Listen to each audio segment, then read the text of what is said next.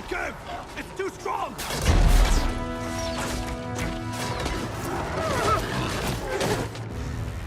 Get back there and smash it down! But nothing can reach it! Grond will breach it. Bring up the wolf's head.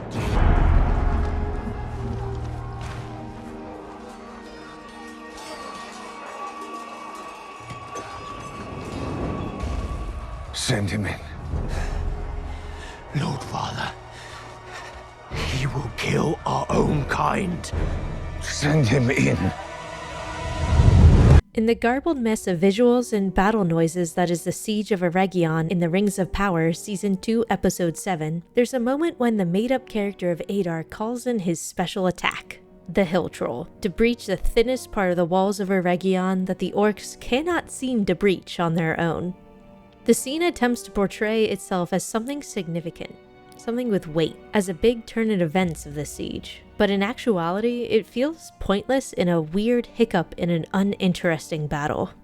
In a seemingly never-ending slew of scenes in the Rings of Power that continually misses the mark, let's delve deeper into this scene and compare it to the one we're reminded of. The scene of the Return of the King's Siege of Gondor, when the orcs of Mordor try to breach the seemingly impenetrable gate of Minas Tirith.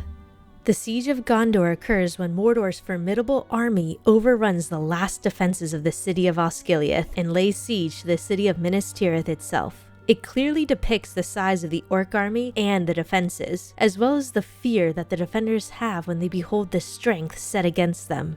Truly, it looks like there is no hope. Abandon your post! Flee for your life! But it's not quite over for Gondor. Even as trebuchets destroy homes and light fires, and siege towers dump squads of orcs on the walls, the main force of Mordor gets completely stymied by the first gate into the city. Their battering rams are useless, and we clearly see it bouncing harmlessly against the formidable gate. We also see mountains of orc bodies piling up as the archers on the ramparts above the gate shoot them like fish in a barrel. Here at least is one place where the battle is going well for Gondor.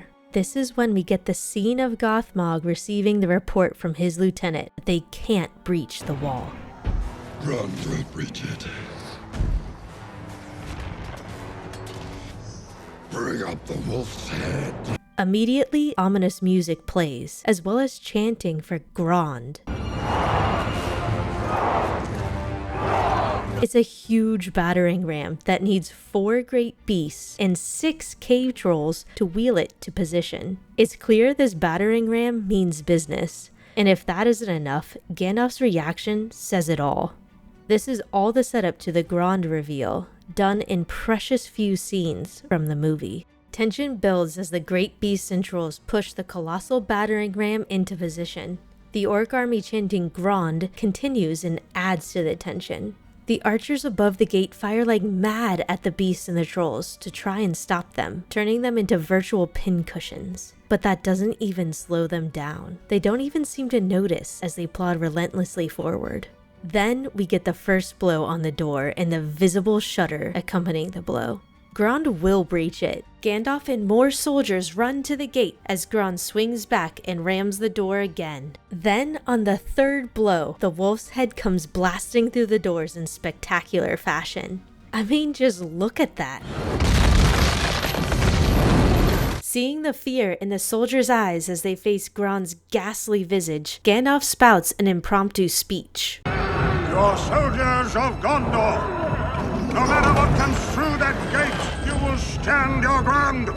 On the fourth blow, the gates are flung open and armored trolls run through swinging spiked clubs. Grond delivered, and it was devastating to Minas Tirith.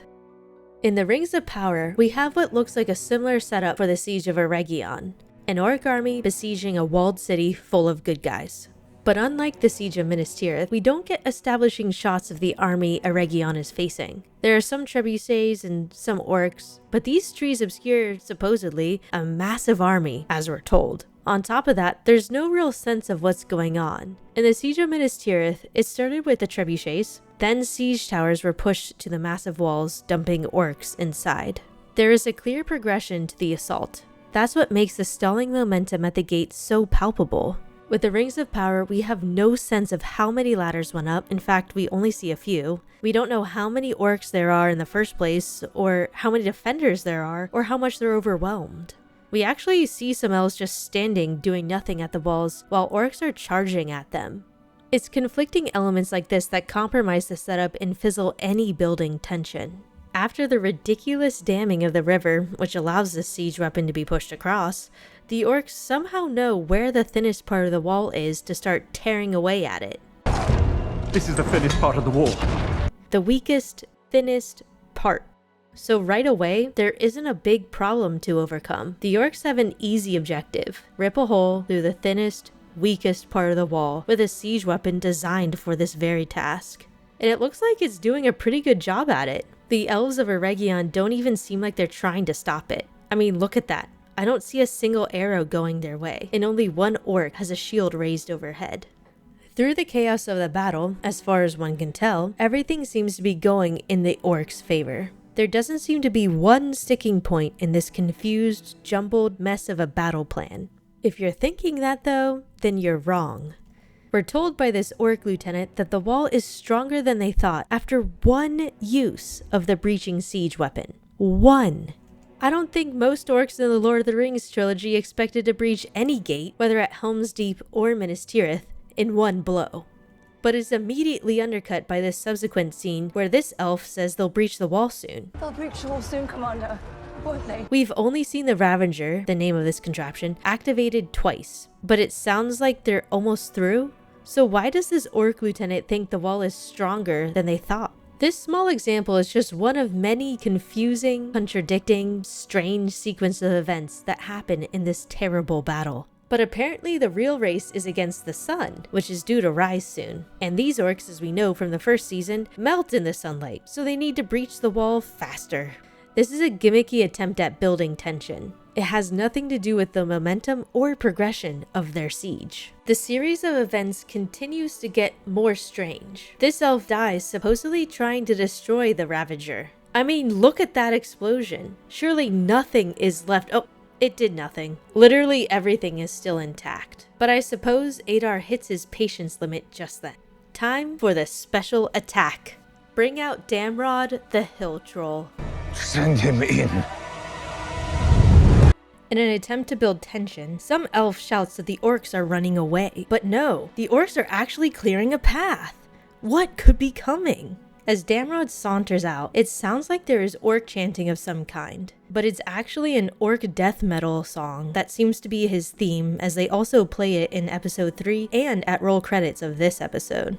The song isn't in-universe, so the elves can't hear it, so there's really no mounting tension. Unlike the chanting for Grond, where the men of Minas Tirith are forced to listen to the legions of orcs chanting in unison, while they helplessly watch their doom roll towards the gate. The difference is palpable. I think in order for fleeing orcs to work, it needs to be more like the Balrog scene in the Fellowship of the Ring. When the goblins flee after hearing the Balrog, despite having the Fellowship at their mercy, we don't shake our heads in confusion and roll our eyes at the plot contrivance. Gandalf's reaction too convinces us that the fleeing goblins are so scared they can't take any more time to kill the Fellowship they have dead to rights. They must flee immediately. Run! With Damrod, maybe it's the way he looks or behaves, but he doesn't come off as fierce or scary. If a rampaging armored troll like the one in the Lord of the Rings came smashing through the trees, I'd believe the fleeing orcs and see the imminent danger the elves are in. But we see him crush a few orcs and elves, and altogether his walk from the trees to this siege weapon is very underwhelming. The few arrows that hit him seem to bother him quite a lot, which shatters any illusion that he's some impenetrable, undeterrable force to be reckoned with. He finally makes it to the siege weapon, which he slams into the wall twice before dying. That's it. The wall cracks, but it's not breached. What the heck? So virtually nothing happened? Also, the show seemed to have forgotten the troll's motivation entirely. From the earlier episode, it was to find and kill, presumably, Sauron. Where is Sauron? Guess he didn't find him. And he doesn't even fulfill any purpose either, because the wall remains unbreached. So why did this scene even happen? What was even the point of that, besides inserting a random troll because the Lord of the Rings trilogy has those in the Siege of Minas Tirith? It accomplished nothing, and honestly, it wasn't even that spectacular to watch. It was really pretty pathetic. There's literally no payoff to this character or sequence of events. It just happens.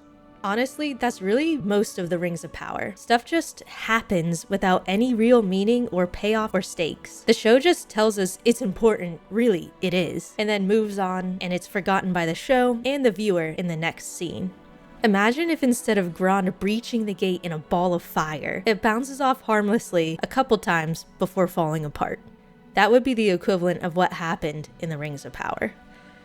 The Battle of Eregion was a confusing series of action sequences strung together in a vague effort to be coherent. The use of this hill troll was clearly a callback to the Battle of Minas Tirith in The Return of the King. Not surprisingly, it fails in spectacular fashion. There's a lot of meaningless setup, barely any stakes are established, and the troll himself doesn't even get the job done before his death in what seems like 10 seconds. Grond, on the other hand, has less screen time, and yet you feel the power and implications of this wolf's head. The desperation of the men of Gondor defending their city against a formidable, superior army is palpable.